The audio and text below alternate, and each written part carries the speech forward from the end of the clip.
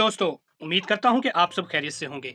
आज की इस वीडियो स्टार्ट करने से पहले मैं आपको बता दूं कि इससे पहले की वीडियो में हमने अलिफ की प्रैक्टिस की थी, बे की प्रैक्टिस की थी और जीम की प्रैक्टिस की थी।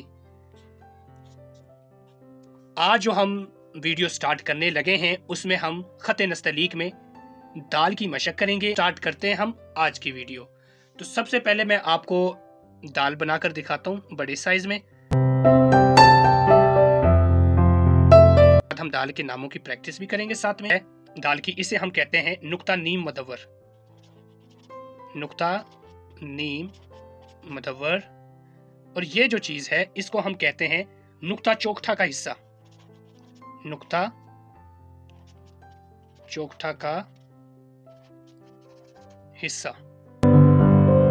दाल बनाने का स्टाइल क्या है कि दाल को जब हम मारकर रखेंगे तो यहां से ये नीचे की जानिब आएगा ऐसे, फिर नीचे की तरफ झुकाओ, फिर यहां से चलता हुआ बिल्कुल यहां पर आकर एंड कर देना है। यानी कि जो दाल है ये यहां से थोड़ा सा आगे आएगा। बाकी बिल्कुल जिस तरह हम डी लिखते हैं, डी नुमा ही दाल है।